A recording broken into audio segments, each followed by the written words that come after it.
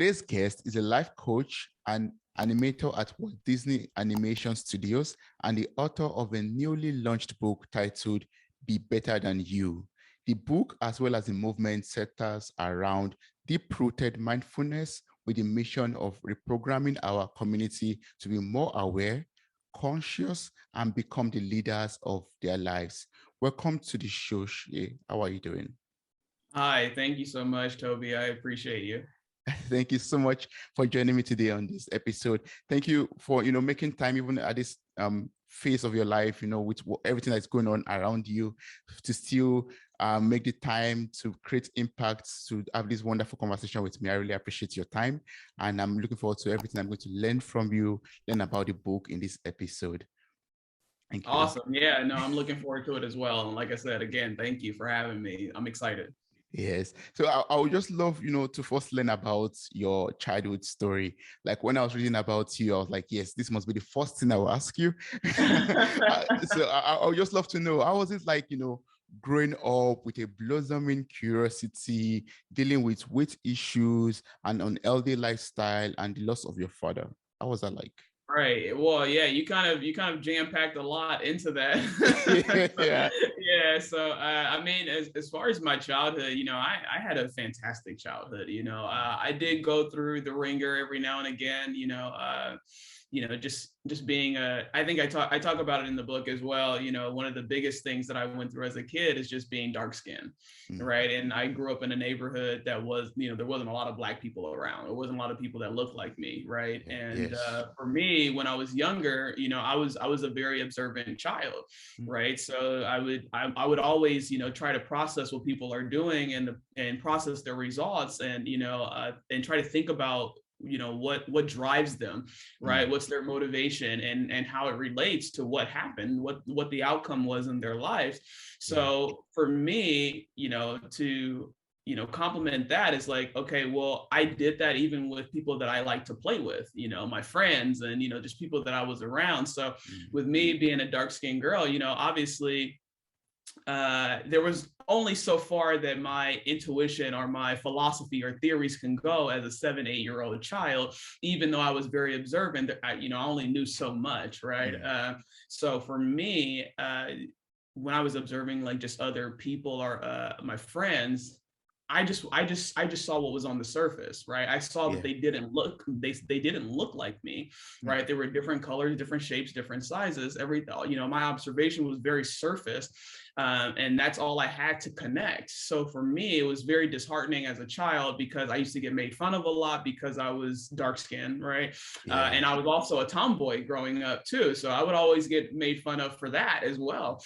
So that part was very tough for me, but thankfully I had a beautiful mother and father who, did a lot to instill confidence in me and boost my self-esteem and let me know, and made me grow into, being honored to be a Black person, being, feeling like it's a privilege to be dark skinned, right? Yes. And actually love it, not only just embrace it or accept it. Like, I love it. I wouldn't have it any other way. So, so growing up, I loved my childhood, but as far as, things that I had to endure, it was that just getting made fun of. And then, like I say, having nothing else to connect to as a kid because I knew nothing else, right? At the time, all I knew was surface, observations, like I said, color, shape, sizes. And it felt like I was being rejected because of how my color, shape, and size. Right. So it was very hard for me because I felt like that was all I had to have the connection and have the relationships that I earned for. Right? And how are you able to deal with this, difference in the society? Like, you being unique in that way and that space. How are you able to deal with, just being a dark-skinned girl in a white community, for example? Yeah, I think it was just that. Other than that, like I don't think I ever felt that like my actual friends, right? Because my actual friends when growing up, they were white, right, or they were Latina, right, and so. The ones who knew me personally, I don't feel like they were personally attacking me, right, or anything like that. So I felt a little safe, but at the same time, not really. I still felt I felt safe, but I felt uncomfortable, right? So while I was having fun with my, white and Latina friends, it was great, but it was always a little uncomfortable, especially with white people, right? Because no, they're not trying to attack, and they're not personally trying to undermine me or anything like that, or treat me like less than. But obviously, you can't control how people are, their household they're raised in, right? True. So there were times where you might find little sly comments here and there, and it's not necessarily that the child at the time knew what they were doing, but I would still catch it because for people like us, we're not immune to this. Like this is our everyday, right? Yeah. So even if it's not a direct comment to a direct derogatory comment, we might take offense to what's happening because we feel it, and we understand the energy surrounding it, and that's what makes it come personal. So it's not necessarily that they're doing it intentionally, which my friends weren't, but I would always catch a little sly things here and there, a little just like energies off. But like I said, I always felt different with my friends and anybody else, but I did feel safe with them. So it was okay. Yeah. And one thing I could relate to also was, about the weight issue. For example, you said you were skinny all the way till college, I believe. And Right. Yeah. all of a sudden, you gained some weight and you had to deal with that. And also, some unhealthy lifestyle also came into place. Would you say they were related they're related to each other? Like, having that kind of background where you felt the energy was off and led you to becoming someone who had that unhealthy lifestyle mixed up with dealing with weight issues also. Would you say they are all interconnected?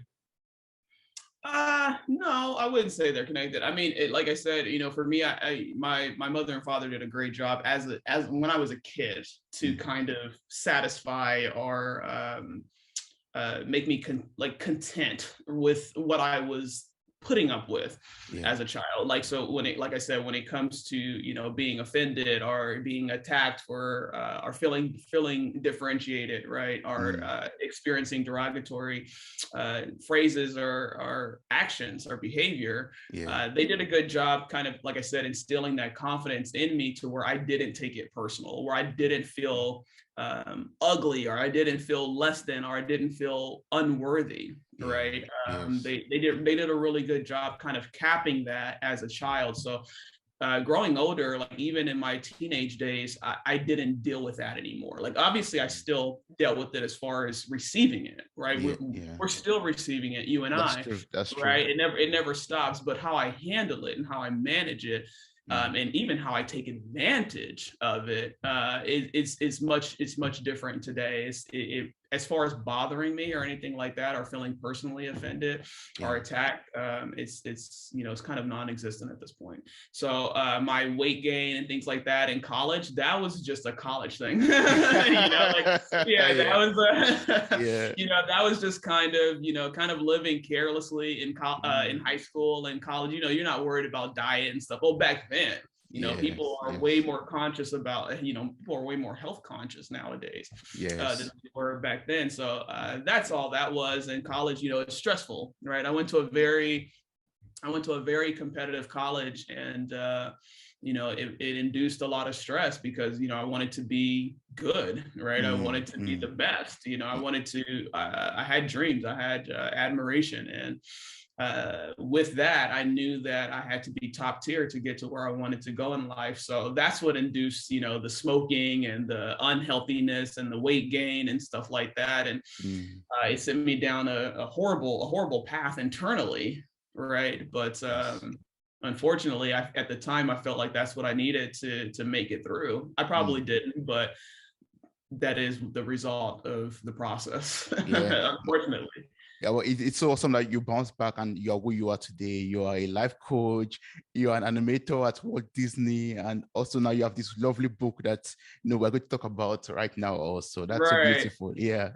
It's always it gives like hope to people out there who think, there's nothing up, or there's nothing else for them in life after they've gone down that that spiral road. Like some people might think, because I'm a smoker or a chain smoker, or I'm addicted to drugs, I can't make anything meaningful out of my life. But that's not true. That's not true. Right. Yeah. Absolutely not true. Right. So I tell people all the time, it's not necessarily the mistake. Mm. It's what you do after the mistake, right? That's How do you follow up with that? yeah. There's always a chance to course correct yourself. There's always a chance to course correct your life. You're not locked down into your past. You're not locked down into what you've done, even if it was Mm. 2 seconds ago. Yeah. What matters is how you recover, right? So that's a lot behind Be Better Than You as well. It's like, okay, how do we continue to get better? Mm. Forget what happened in the past. You can use that as a resource if you need to, right? If it Yes. relates to what's happening and what you want to happen in the future. But Mhm. the reality is, we're just trying to figure out how to get better every day in every way, right? Yeah. In the most Yes. obsessive way. So if you have that lifestyle and that mindset and that drive, Mm. you can't get held back, right? So you can't you wouldn't be able to do it if you try, True. to let your past hold you down, or to let, like I said, being a chain smoker or being unhealthy or being overweight or whatever the case is, or being made fun of or feeling attacked. Mm. It's you who makes the decision to get locked down by that. It's not society, That's right? true. Society is here. Society is part of our environment, but our lives is internal, Mm. right? That's true. So That's very true. whatever happens and how we decide to move, everything outside, when we close our eyes, this is life. Once we Yeah. close our eyes, right? Our life is happening internally, Mm. right? Everything outside of that, once you open your eyes, it's just an accessory to your life, Mm. right? And Yeah. you get to decide how you want to accessorize, right? That's true. Right? Just like you do jewelry and things like that. You get to decide what clothes you want to wear and how you want to wear it, Yes. what makes you feel good. And you don't wear what doesn't make you feel good. Our environment is the same way. We need to understand how to utilize it. This is not what brings us down, Mm. right? We make the decision that we allow it to bring us down. And then that's how we start to lose power within our own lives, right? Yeah, yes. I was going to ask you about, the motivation and the inspiration behind writing the book, but it's like you've answered that already for me. Like I can see the passion. Problem. Yeah, yeah. But is there anything else you'd love to add to that? Like at what point in your life did you say, yes, I have this inspiration to write this. I have experienced all of these things, and I would love to share these tools, these skills with the world to impact them also in one way or the other.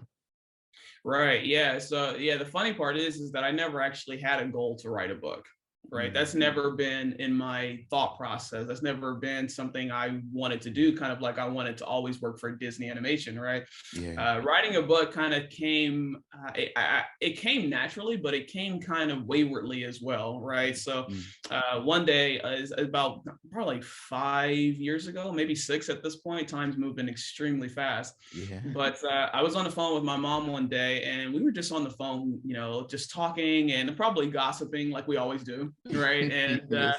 And I remember we were honing in on one person, and I don't remember what the conversation was, but I do remember that I was just going on and on about whatever this person was doing. Mm. And then I kind of generalized it and was like, you know what, like, they don't understand this. And, unfortunately, this is their reality. And if they were to do this, and that, and I'm just going on and on and on.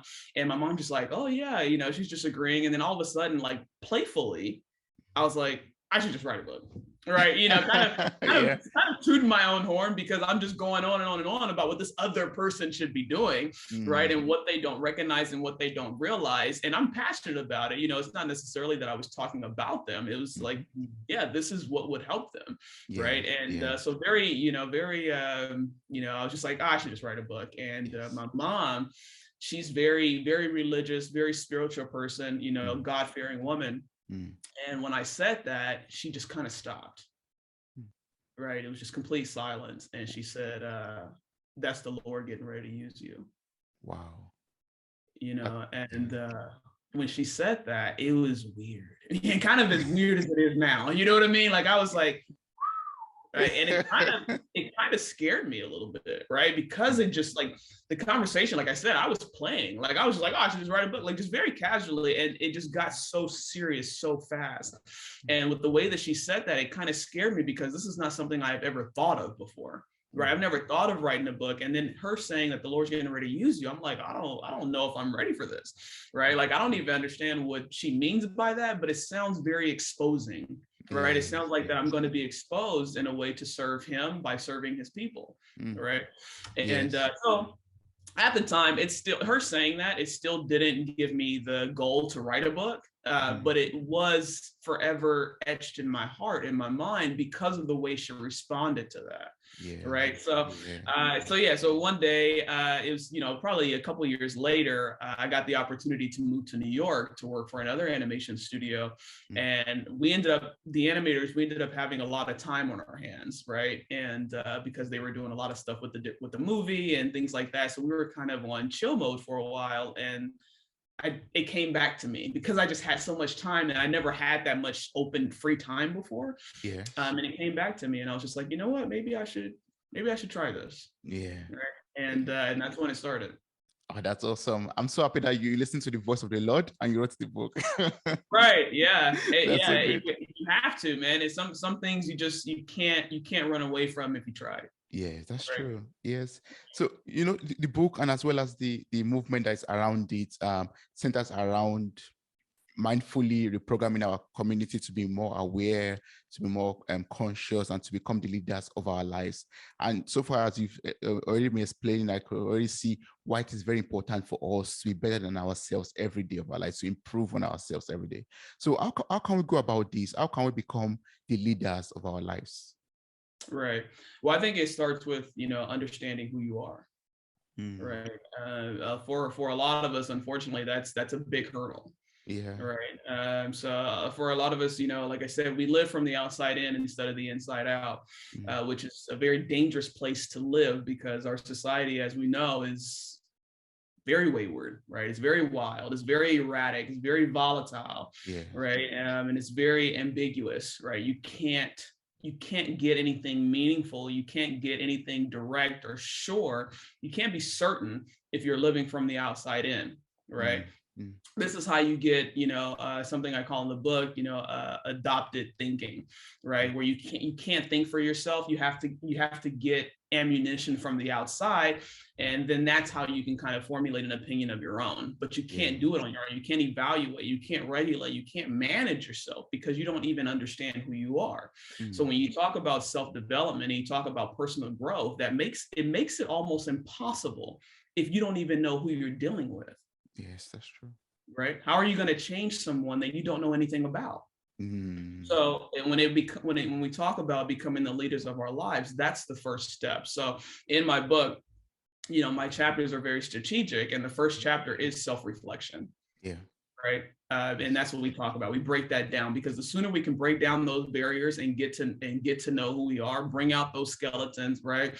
Think about the different perspectives that other people may have of us, the different perceptions that we may have of ourselves. We think about the things that we've done, the things that we want to do, and we just simply reflect on that and embrace who we are and start to love and accept and then understand who we are. At that point, now we're here. Now we have the platform where we can start to get better.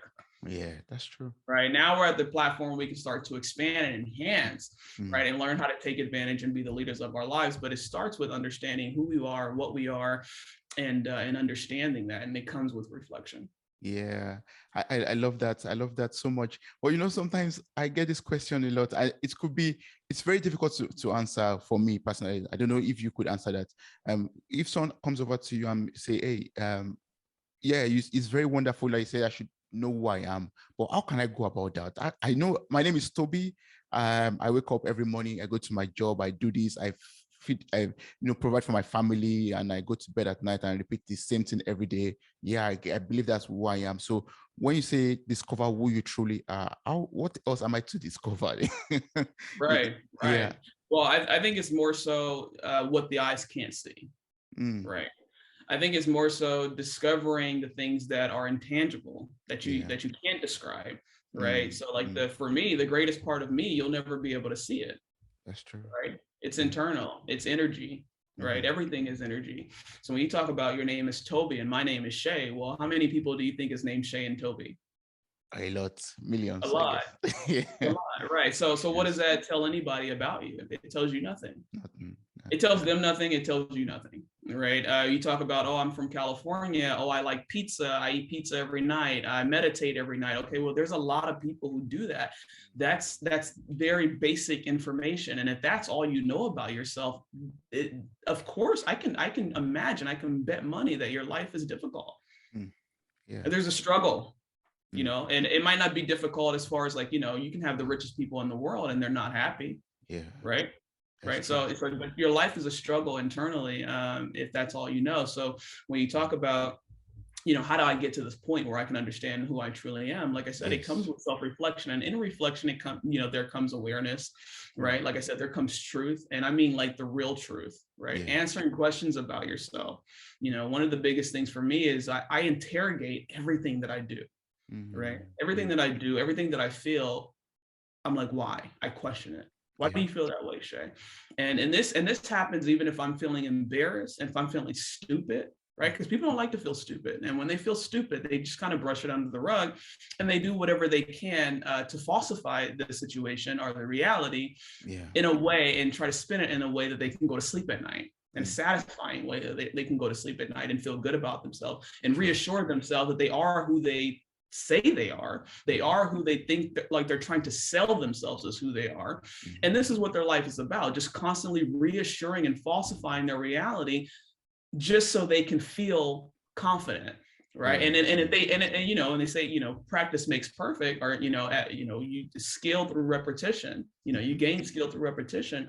People are using that same philosophy, but they're just using it in a way that's actually very detrimental, right? Because they're like, okay, if I can sell myself that I am this person that I want to be, and just kind of brush everything else under the rug that doesn't complement who I want to be and who I'm trying to sell everybody else that I am, you know, we get rid of that, right? And if I do this enough, maybe I'll convince myself that this is who I am. Maybe I'll convince others that this is who I am.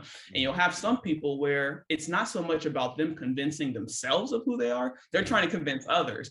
And the goal is, if I can convince other people that I am this person and they believe me, maybe I'll start to believe me. Yeah. Right. And it's a lot of energy and effort we get into to try to pretend that we're something that we're not. And in the book, I actually talk about how to take advantage of this. Right. But at this point, we're doing that, but we're using it to a disadvantage. Right. So we're putting a lot of energy and effort into trying to act like and fake the funk of who we are, who we truly are, but we're only playing ourselves. Yeah, right. That's true. Yeah. There's a way we can take advantage of this by accepting who we are and bringing all those skeletons to the table and embracing them and loving ourselves and getting that understanding. Right. So if we're triggered by something, let's understand why we're being triggered. And if it comes back to, I don't want to accept that because it makes me feel like a bad person. Okay, well, just be a bad person for a little bit. You know, if you can't be honest in a room by yourself, when can you be honest? True. Right. So if something happens and it triggers you and it makes you react, or even makes you hurt someone's feelings or anything like that, once you reflect on it, bring that to the table. This is how you start to gain that understanding. And instead of brushing it under the rug, say, hey, why did I do that? That's not cool. And just kind of, you know, like there's moments where I feel icky about myself all the time. Well, not all the time, but, you know, but there are moments where I feel icky about myself. But my point is, I do it all the time. I interrogate all the time, right? I reflect all the time. And I'm like, why did I do that? Right. And if I have that understanding, I can kind of read the tea leaves in the future. I can catch myself. I'm more aware. I have a broader perspective within myself, right? Because it may not be, maybe I was in a weird situation and I'm like, you know what? I typically wouldn't do that. That's not something Shay would do, but she did it. Let's journey back and figure out why you did it. Why did you do that, Shay? Because you don't normally do this. So now I have a broader perspective within myself. And now I can catch, you know, I can catch things easily, or I have a better understanding. I can use my weaknesses and things that do trigger me to my advantage by not putting myself in situations that's going to do that. Yes. Right. That's true. Right. Or even if I have myself in a situation where I have triggering moments that make me react in ways that I've learned in the past that I don't want to experience. Once I feel it, if I have an understanding of that, and I am put in a situation in the future where I know I feel that trigger coming, I can feel that energy, I can feel the tension rising, where I might be triggered. Instead of letting fear drive me at that point, right? Now I'm like, okay, I can take advantage. I can take advantage of this. Right. Because I feel the experience that I'm having.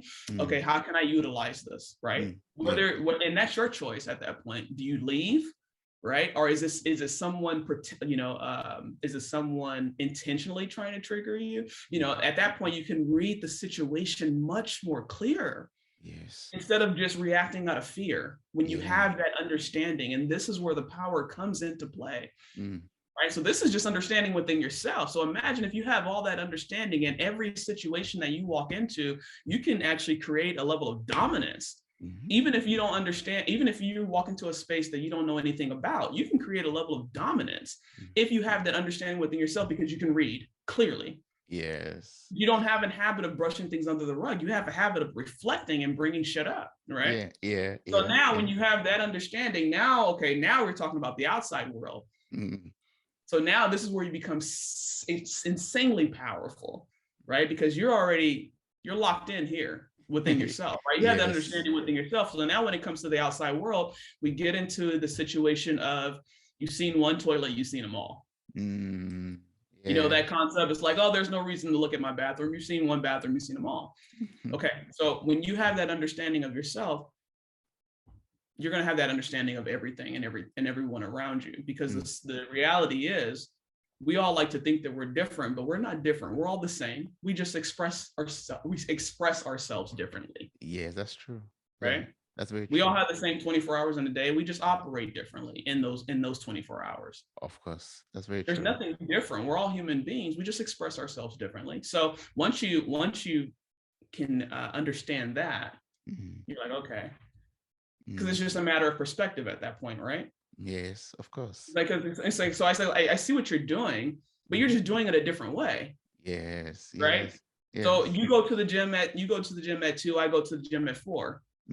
Right. You're working on your arms today. I'm working on my legs today. Yes. Okay. We're both working out, but we're just doing 2 different things at a certain time. So if you have that understanding within yourself, once it gets to the outside world and people and your interactions and the things that you want to do, your career aspirations or anything like that, you're going to find ways. And there's not one answer. There's a bunch of answers. Yeah. I love that. Yeah. That's so awesome. Right. Yeah. Yes, so it's like, and that, like I said, that's how you kind of get to the point where you can get anything that you want in life, because there's not just one way to do anything. So you're never going to get stopped. We journey back to what we said before. It's like, mistakes and, being made fun of or whatever the case is, and being unhealthy. It's like, once you gain that understanding of who you are, that's your power, because now at that point, like I said, nothing can stop you. Yes. Once you get an understanding of who you truly are, once you know who you truly are, you have that clarity, you have that insight already, and that way you're able to tap into, your potentials, or become the leader of your own life, basically. Yeah. Yes. Right. Exactly. And like I said, that's your choice. Right. So a lot of people, unfortunately, we're looking for an answer outside of ourselves. True. Right. Especially when you get into the topic of passion and purpose, right? What's my passion? What's my purpose? And people are looking at the outside for those answers. Yeah. There's a phrase in my book from Viktor Frankl, and in Man's Search for Meaning, which is an excellent book. And he says it's kind of like, he's like, you wouldn't ask a chess player what's the best move to make. Because it depends, right? When you play chess, I can't tell you the perfect way to go about it. No. Because it depends on what the other person does. Of course. Right. So, like I said, unfortunately, a lot of people, when it comes to passion and purpose, or just how to be successful internally or externally, personally or professionally, they're looking for an answer. They're looking for one answer. They're looking for steps. Right. Yes. And I can't give you that. That comes through exploration. Right now, I can guide you through exploration, and that's where coaching comes into play. But as far as finding the answer, there is not one answer. There's a bunch of answers, and it depends on what life gives you. Right? It depends on your circumstance. Right? It depends on how you were raised. It depends on your triggers. It depends on your level of understanding. Right? It depends on your beliefs and how open you are. True. Right? True. Right? So yeah, that's that, and that's the fun part. Yeah, Right. that's a lovely. You answered a question that I was asking myself before we started this conversation. Like I was going through your website. I'm going to place the link in the show notes of this episode for everyone who's interested to click on the link to order your book on Amazon also, and also go through your website basically because it's filled with a lot of wonderful information that could bless one's life. Basically, on your website you wrote, "What if you already had everything you needed to take your life to the next level?" And I was like, what if I had everything? What is everything I need? But now from your answer, from what you've been saying so far, I've been able to have an insight to that. Yes, I have everything I actually need to become a better person, to get to the next level, to get my full potential out of life, or to unlock my full potential. When I can, explore, ask myself, why did I Right. do this? Go through the mistakes that I've gone through in the past and know why I did that, and self-reflect also. That's so wonderful. Yeah. Yes. Yeah, and it's interesting because like I repeat myself over and over and over when it comes to self-reflection. I'm like, you got to reflect, self-awareness, all that kind of stuff.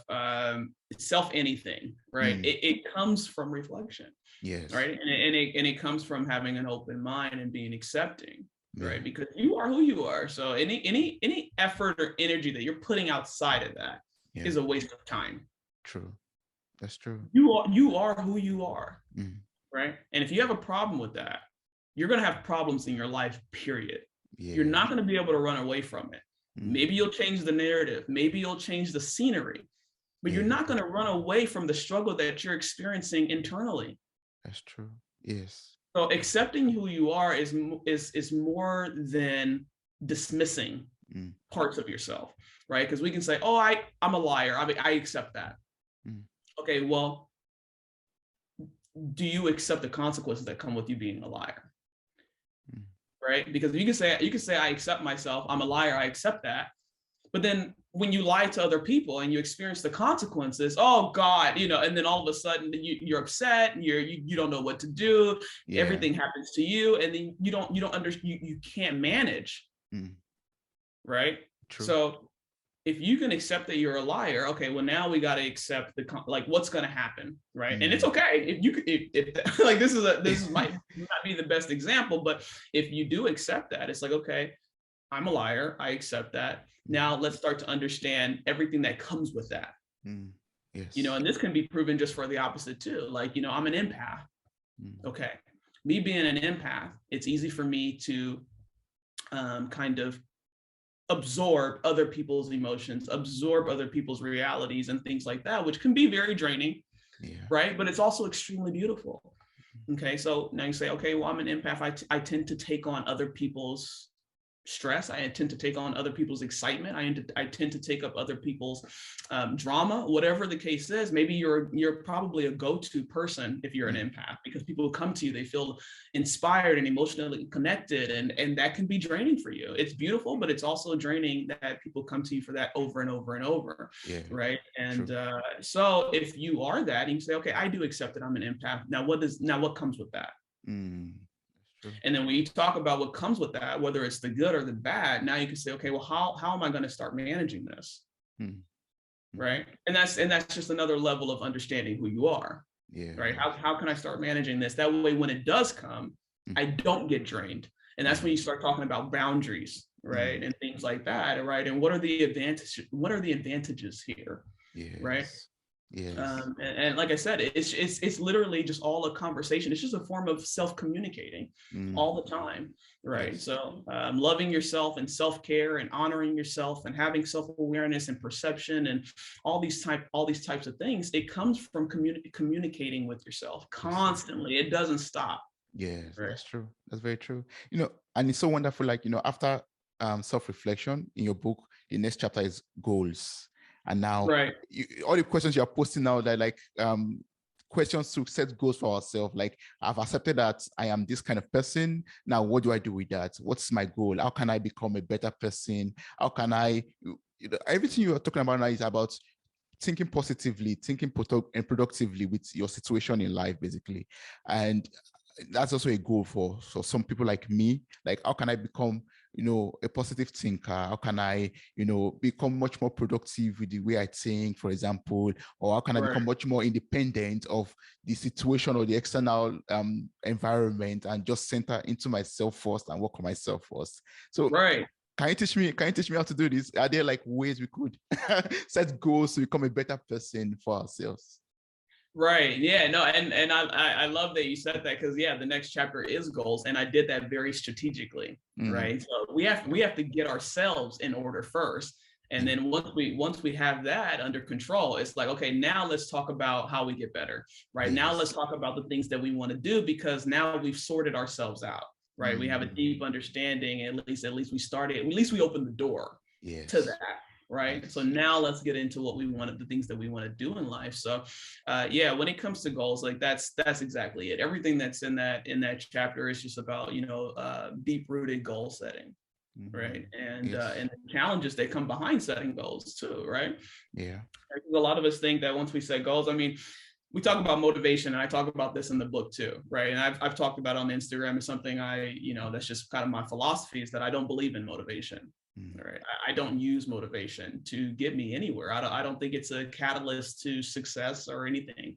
I don't even okay. think it's a catalyst to failure. Okay. Right. Some people think like, oh, I lost motivation, so that's why I failed. No, Yeah. that's Yeah. motivation is not why you failed. Why did I Right. And feel that? it won't be the reason you succeed, because Mm, motivation is an emotion. mm, Right. And you feel it just like you feel anything else. Right. true. One second you're happy, the next second you're sad. One second you're motivated, the next second you're not, because emotions are dependent on circumstance, and your success can't be dependent on circumstance, because circumstances are going to change all True. the time. Mm, Right. yes, that's There could true. be a death in the family. There could be COVID. There could be, you get laid off, or whatever the case may be. Maybe you're finna have a child or something like that. Mm, Circumstances change all the time. And if you want to be successful and if you have a goal in mind, yeah. you can't depend on motivation, right? Yeah. You're not Yeah. going to have it all the time. Motivation is a bonus. Mm, So one thing for me that I talk about in the book quite a bit is drive.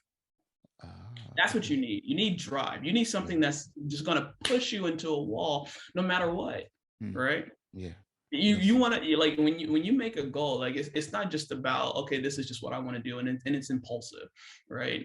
You want to make sure that you understand why you want that, Mm, right? And then you want to go through the layers of why you want that, so much until you start to get emotionally involved in what this goal is. yeah. Like I said, to the point where it makes you want to run through a freaking brick wall after you figure that out, right? Yeah. And then Yeah. once you figure that out of why you want what you want, then you start to create drive. And this is Mm, this is how you become unstoppable, because what's gonna happen when you set a goal, the moment you set a goal, life's coming to smack you right in the face. You better true. believe it. True. They're magnets to each other, Mm, right? You can't have a goal without an obstacle. mm, Okay. So and this is why you can't depend on motivation, because as soon as you set that goal, life's going to take, I've said it in the book, so many different areas of my life has taken me by the ankles and slammed me into the ground a million times. mm, Right. And yes. I had to take that beating, but no matter what, I still moved. Yeah. Right. So Yeah. one thing, a lot of, like you said, a lot of people, when they set goals, it's very easy for them to come to a standstill, Mm, or even quit or fail because yeah. of things that they've done in the past, or a mistake that they've made. They let that halt them, Yeah. right? And the Yes. situation is, when you do set a goal, like I said, obstacles are going to come, and that's okay. Mm, So in the book, in that chapter, I talk about how to overcome that, right? How to navigate, how to manage. That yeah. way nothing can stop you. And then Mm, even understanding, in the book I talk about in depth as well, even understanding how to navigate when life does stop you. mhm. When circumstances do get the best of your reality, right? Not Yes. the best of you, the best of your reality, Mm, right? And how to navigate through that and still yes. get what you want. Yes. But can you, teach me briefly about, distractions and pressure? Like you said now, we need to get that drive. We need to know why we want to achieve what we want to achieve and go through the layers of that. But this digital age is filled with so much distraction, so much pressure from our friends, from the Right. community, from our family also. So how can we, Right. Of how can we deal course. with all of these things and still have that drive to push on and become a better us? I think it lies in that, right? So I mean, you can Mm. throw focus. You can throw focus into that too, but Ah. when you think about why you want what you want, Mm. like, and that comes with a bag of all types of other things, right? So when you talk about drive, you know, focus is in there, right? You know, we've talked about awareness a million times. That's in there. You know, there's a lot of different philosophies and logic and theory that comes in that bag of just why you want something, right? And distractions are part of that. You know, it's going to make you concentrate. It's going to make you focus, right? It's going to give you clarity, because when you talk about why you want what you want, clarity is within that. And I talk about that in that chapter as well. Getting that clarity and understanding how to keep going, right? And so it doesn't matter what people say. It doesn't matter what people think. It doesn't matter what distractions happen. It doesn't matter what the circumstances are. You know, you're going to constantly continue to move forward.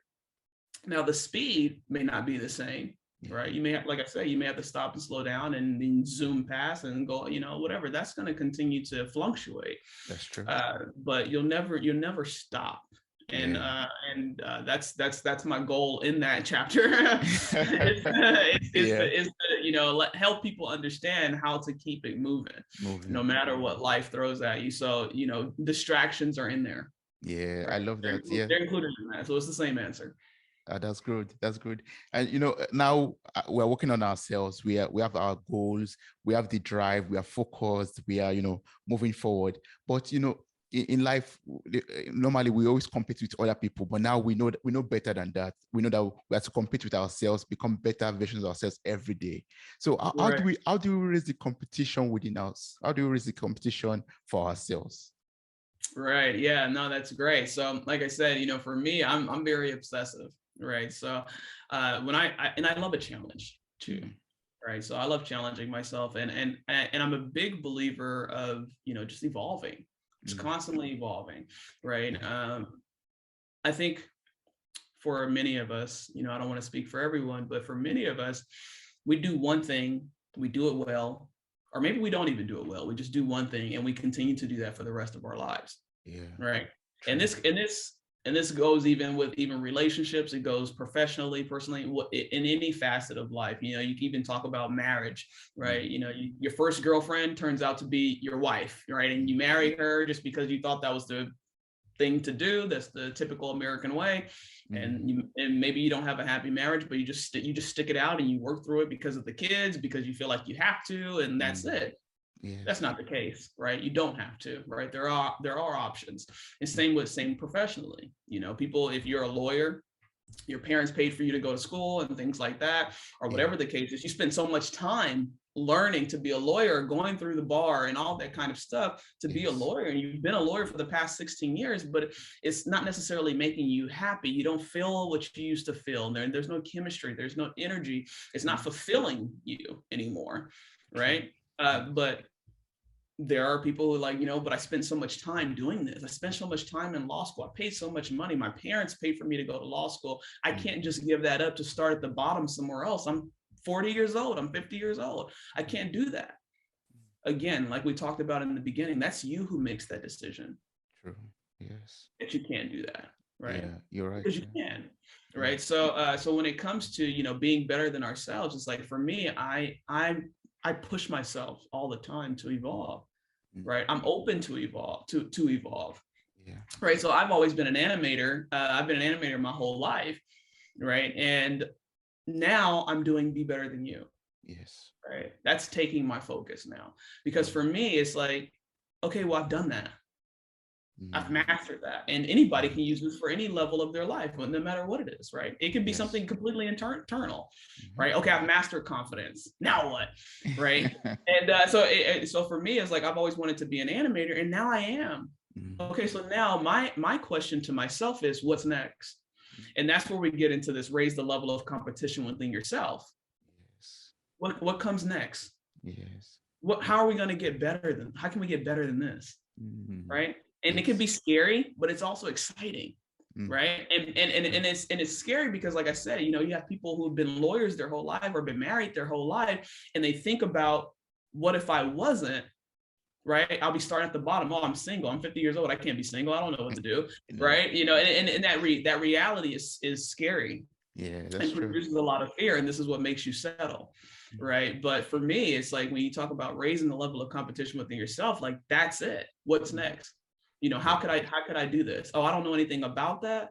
Okay, well, I want to go check it out. Right. Yeah, yes. The more, and it's so funny because people who know me, they know that I always have a lot of things going on.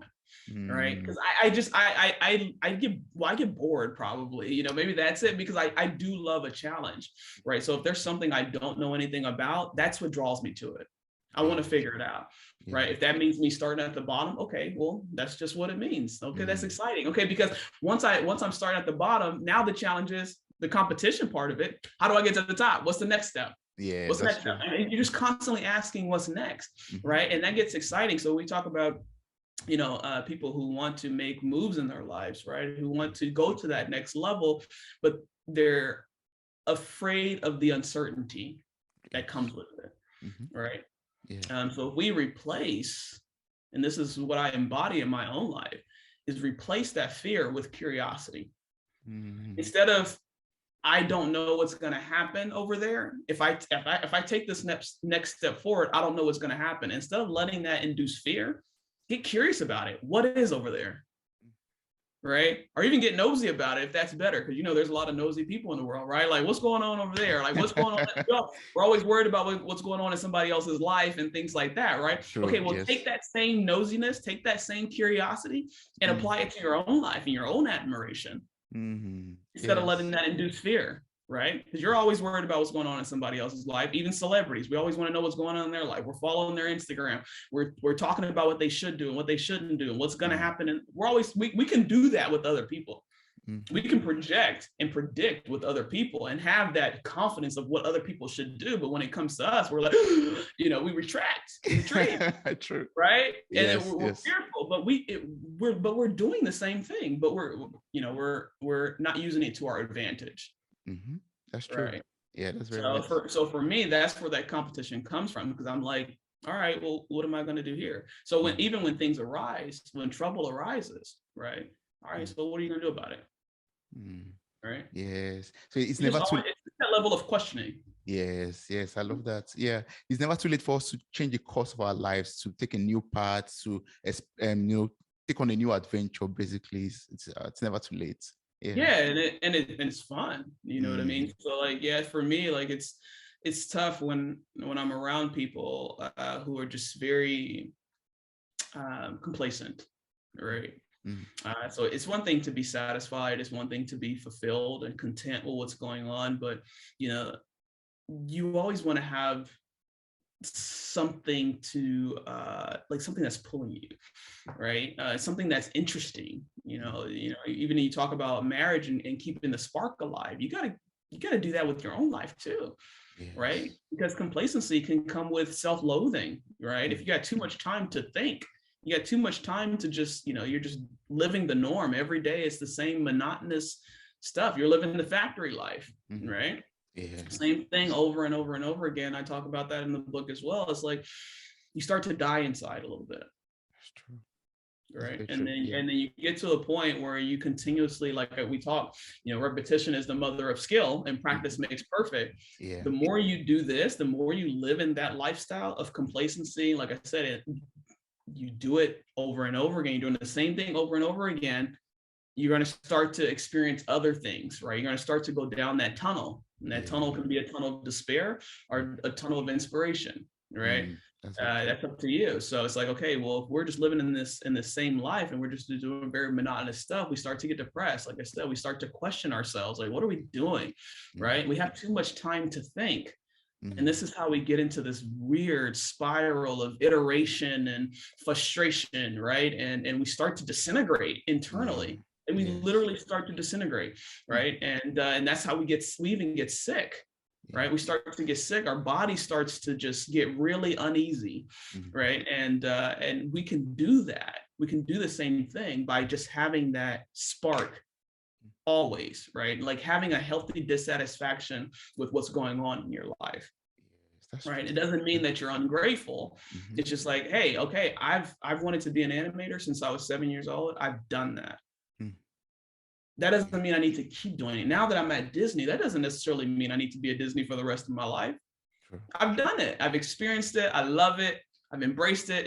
It's fantastic. Okay, but what's next? Right? Yeah.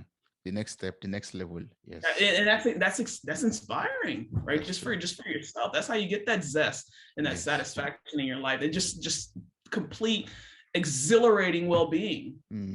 Yes. Right.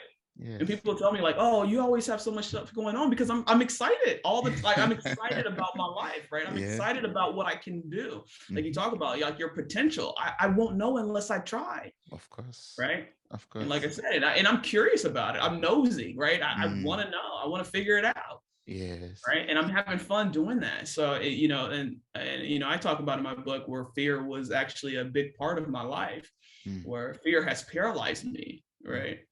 At one point. And, you know, I've overcome that. Thankfully, my mom was a big key in that. And fear's never paralyzed me again. It's been replaced, like permanently replaced with curiosity. Curiosity. Yes. That's one key lesson I'm taking from this also. I will replace all my fears with curiosity. Like I'll just ask myself, what is at the other end for me? What can I explore at the other end instead of being fearful of it? Yes. Right. Or you can ask yourself, you know, what are the benefits? What are the benefits? Right. Yes. What are my advantages here? Right. And it's just about weighing the pros and cons. Now it's definitely, I'm not saying, you know, be ignorant or arrogant, right? Where it's just like, okay, let me just walk into the darkness and just see what happens. You know, okay, you do have to weigh out your options, right? But that's part of the curiosity. You know, questioning that, you know, like I said, what are my advantages here? What are my disadvantages? You know, we talked about triggers before and understanding that, or am I going to be triggered here? You know, is there anything, am I prepared for that? Yes. Right. How can this benefit me? You know, how could it be in detriment? You know, and what are my expectations? Right. Right. So, and just kind of figuring, and one thing I always say, as kind of my catchphrase is consider all things.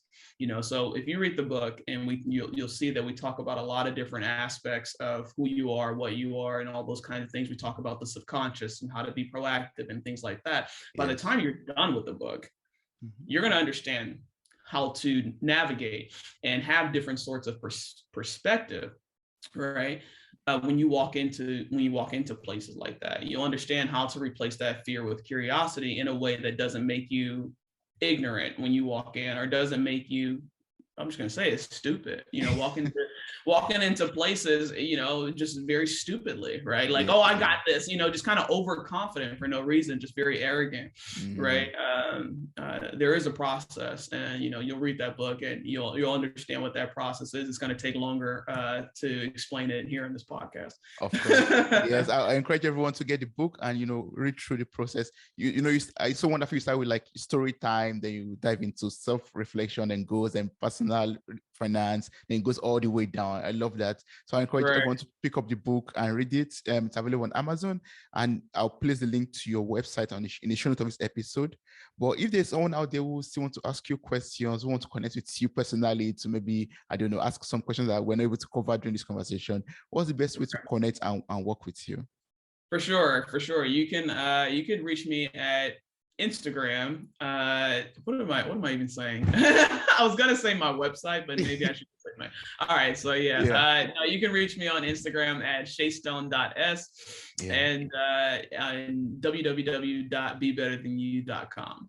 Awesome. Great. Yeah. So it's going to also be available in the show notes of this episode. So you just have to copy the link or click on the link and get across to Shay on Instagram or on the website. There's a contact form too on the website. You could just fill up and get across to Shay. For sure. Yes. Yeah. Awesome. And if you're interested in life coaching and things like that, that's on the website as well. So yes. Thank you so much, Shay. Thank you so much, Shay. I really appreciate everything you taught me in this episode. I learned a lot from you, from your story, and about, you know, replacing fear with curiosity. That was like an eye point for me also, and also being very, very productive with the way I think, you know, with the way I see situations and circumstances in life. Thank you so much. Yeah, no, thank you so much. This has been fantastic, man. Yeah, awesome.